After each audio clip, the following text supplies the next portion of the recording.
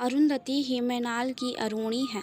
जब मृणाल ने अरुंधति को उलझा हुआ देखा तो उसे बाहों में भरकर पलंग पर बिठा दिया और खुद उसके पैरों के पास बैठ गया। बोला, तुम मेरे लिए सदा से एक पहेली रही। जैसे कि तुम अरुंधति तो हो, लेकिन कुछ और भी हो। फिर उस सुबह जब तुम्हें देखा तो ऐसा लगा कि जैसे मैंने तुम्हें जान लिया, और फिर मेरे मन ने तुम्हें यह नाम दिया। तुम इस दुनिया के लिए चाहे जो भी हो, तुम मेरे लिए अरूणी ही रहोगी, मेरी अरूणी। फिर तुम लेने किसे गए थे? अरुंधति के इस सवाल पर मृणाल हंसता हुआ खड़ा हो गया। अपने वॉलेट से छोटा सा लिफाफा निकाल कर उसकी तरफ बढ़ाता हुआ बोला, जब पोर्ट्रेट का काम पूरा हो जाने की बात मैंने रानी माँ को बताई तो उन्होंने फ्रेम कराने की जिम्मेदारी भी मुझे सौंप दी। मुझे भी लगा कि यही सही होगा। तुम दोनों बहनों की पोर्ट्रेट बनाने के साथ मैंने अपनी अरूणी की भी एक स्केच बनाई थी, और उस स्केच के साथ मैंने कुछ प्लान किया था। अधिक क्या बोलूं, तुम खुद ही देख लो ना। कांपती उंगलियों से अरुंधति ने लिफाफा खोला। लिफाफे में सोने का गोल्ड लॉकेट था। अरुंधति ने लॉकेट खोला तो उसकी आंखें छलक पड़ी।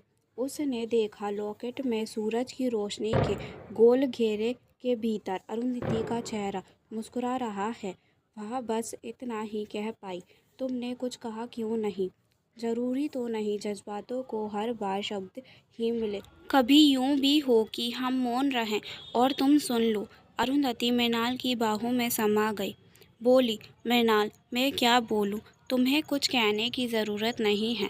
तुम्हें बस सोने की ज़रूरत है, वरना जब कल रानी माँ आएंगी तो तुम्हारी आंखों के घेरे उन्हें परेशान कर देंगे। अरुंधति के होठों पर एक मीठी मुस्कान खेल गई। उस रात अरुंधति मृणाल की बाहों का तकिया बनाकर तुरंत ही सो गई। मृणाल भी अरुंधति की बंद आंखों से गिरते आंसुओं को पोंछता पोंछता जल्द ही सो गया। अगली सुबह अरुंधति की आंख दरवाजे पर हुई दस्तक से खुली। मृणाल गहरी नींद में सो रहा था। अरुंधति ने झुककर उसके माथे को चूम लिया, फिर दबे कदमों से दरवाजे की तरफ बढ़ी ताकि मृणाल की नींद ना खराब हो। दरवाज़ा खोलते ही उसके सामने शांतनु खड़ा मुस्कुरा रहा है। अपने पियोन से शांतनु को कुछ सामने देखकर अरुंधति घबरा गई। इससे पहले वह कुछ कहती, शांतनु ने उसे गले लगा लिया। बोला, I am so sorry baby. Arundhati उससे अलग होते हुए बोली, सॉरी फॉर वॉट? वो नानी माँ नहीं। आगे कुछ मत कहना शांतनु। मैं जानती हूँ कि रानी माँ ठीक है। Of course baby. इतना कहते हुए शांतनु कमरे के अंदर आया और सोफे पर मृणाल को बैठे देख चौंक पड़ा। चौंकी तो अरुंधति भी, लेकिन उसने अपने मन के भावों को दबा लिया। वह समझ गई कि मृणाल ने उनकी बातें सुन ली होगी, इसीलिए सिचुएशन संभालने के लिए वह बिस्तर से उठकर सोफे पर बैठ गया होगा। मृणाल भी शांतनु को देखकर कुछ हैरान सा हुआ। शांतनु ने मृणाल की तरफ हाथ बढ़ाया। Hello, I am Shantanu. नाम तो सुना होगा। जी नहीं। मृणाल के इस जवाब से शांतनु झेप गया। बोला, ओह, मुझे लगा कि अरुंधति ने आपको मेरे बारे में बताया होगा। इस बात पर मृणाल ने ऐसे अभिनय किया जैसे उसे कुछ अभी अभी याद आया हो। शांतनु का हाथ थामते हुए बोला, जी जी, अरुंधति ने बताया था। आई एम सॉरी, मुझे भूलने की आदत है। लेकिन भाई, यह मत भूल जाना कि अरुंधति मेरी है। शांतनु की इस बात का मृणाल ने कुछ जवाब नहीं दिया। वह अरुंधति की तरफ पलटा और बोला, मैं एक्सीडेंट साइट पर जा रहा हूँ। वहाँ जाने की ज़रूरत नहीं है। मैं वहीं से आ रहा हूँ। वहाँ का काम पूरा हो गया है। शांतनु ने बेड पर लेटते हुए कहा। अरुंधति यह सुनते ही चीखी, वे ऐसा कैसे कर सकते हैं? तुमने कुछ पूछा क्यों नहीं? शांतनु ने लेटे लेटे ही जवाब दिया, ऑफ कोर्स पूछा। इंस्पेक्टर ने बताया कि वह उन्हें कुछ नहीं मिला। इसीलिए आसपास के गांवों में जा खोजबीन चल रही है। इतना कहकर वह रुका और मृणाल की तरफ देखते हुए बोला, mister Mrinal, if you don't mind, मैं अपनी मंगेतर के साथ अकेले में कुछ बात करना चाहता हूँ। जी। कमरे से बाहर निकलते समय बस एक पल के लिए मृणाल की आंखें अरुंधति से मिली और एक दर्द का सागर लहरा गया। अरुंधति चाह कर भी कुछ नहीं कह पाई। उसके जाते ही शांतनु ने पूछा, ये पेंटर यहाँ क्या कर रहा था? वह मेरा दोस्त है और वही कर रहा था जो ऐसे समय में दोस्त करते हैं। शांतनु उठ खड़ा हुआ और अरुंधति की दोनों बाजुओं को पकड़कर अपनी तरफ खींचता हुआ बोला, किसी लड़की के बेडरूम में बैठकर ऐसे दोस्त क्या करते हैं, मुझे मत सिखाओ। सब मर्द एक जैसे नहीं होते। लगता है मेरी गैर मौजूदगी में मर्दों पर रिसर्च कर लिया तुमने। अरुंधति अपने आप को उससे अलग करते हुए बोली, शांतनु, ये समय इन सब बातों का नहीं है। मुझे अभी फ्रेश होकर ऑफिस भी जाना है। इस दुर्घटना का काम पर असर नहीं होना चाहिए, अरुंधति ने कहा और बिना शांतनु की तरफ देखे बाथरूम में घुस गई। लेकिन वह शांतनु की आंखों में उतरता गुस्सा नहीं देख पाई। तैयार होकर जब अरुंधति नीचे पहुंची तो मृणाल को ड्राइवर से बात करते हुए देखा। मृणाल ने उसे देखते ही बोला, तुम ऑफिस अकेले नहीं जाओगी? अरुंधति उसे देखती रह गई। मृणाल ने साथ चलने के लिए पूछा नहीं, वह साथ चल पड़ा क्योंकि वह जानता है कि इस समय साथ चलना ही बहुत है। रास्ते में ड्राइवर की उपस्थिति में मृणाल चाहकर भी अरुंधति से कुछ कह नहीं पाया, लेकिन खिड़कियों से उसका सफ़ेद चेहरा देखकर जान लिया कि वह बहुत डरी हुई है। धीरे से उसने अरुंधति की ठंडी हथेली थामकर दबा दी। जब तक कार ऑफिस पहुंच नहीं गई, उसकी कांपती हथेली मृणाल की मजबूत पकड़ में बंद रही। ऑफिस पहुंचकर जैसे ही अरुंधति गाड़ी से उतरी, वहां मौजूद औरतों और आदमियों ने उसे घेर लिया। वे सभी रानी माँ के लिए चिंतित थे। अरुंधति कभी किसी औरत के आंसू पोंछती तो कभी किसी आदमी का हौसला बढ़ाती। उनके बीच जैसे वो अपना दुख भूल गई हो। मृणाल अरुंधति के भीतर एक अच्छे लीडर के सभी गुणों को देख पा रहा था। तभी मृणाल को पीछे से रघु की आवाज़ सुनाई पड़ी, राम राम सरकार। अरे रघु, तुम कब आए? हम तो यहीं खड़े थे, बस आपकी नज़र में देर से आए। सही कहते हो भाई। इतना कहकर मृणाल फिर अरुंधति को देखने लगा, लेकिन वो यह नहीं देख पाया कि रघु उसे अरुंधति को देखते हुए देख रहा है। चंद मिनटों बाद रघु फिर बोला, गहरी दोस्ती हो गई आप दोनों में? क्या मतलब? मृणाल ने चौंक कर पूछा। रघु कपट से हंसते हुए बोला, उस रात जंगल में मैंने आपको और दीदी माँ को देखा था। मृणाल और रघु की नज़रें मिली और इससे पहले कि मृणाल कुछ बोलता, अरुंधति की आवाज़ कान में पड़ी, मृणाल, तुम मेरी केबिन में चल कर बैठो, मैं अभी आती हूँ। अरुंधति की आवाज़ सुनते ही रघु तुरंत वहाँ से हट गया। लोगों की नज़रें खुद पर जमी देखकर मृणाल ने भी वहाँ से हटना ही ठीक समझा। आसमानी रंग के उस केबिन में घुसते ही मृणाल की नज़र दीवार पे लगी पेंटिंग पर थम गई। बादलों पे नाचती हुई उस लड़की की पेंटिंग मृणाल ने ही कुछ वर्षों पूर्व बनाई थी। ठक ठक मृणाल को लगा कि टेबल के नीचे से कोई आवाज़ आई हो। उसने झुककर नीचे देखा तो 8-10 साल की बच्ची को देखकर चौंक पड़ा। उस बच्ची की पीठ मृणाल की तरफ थी।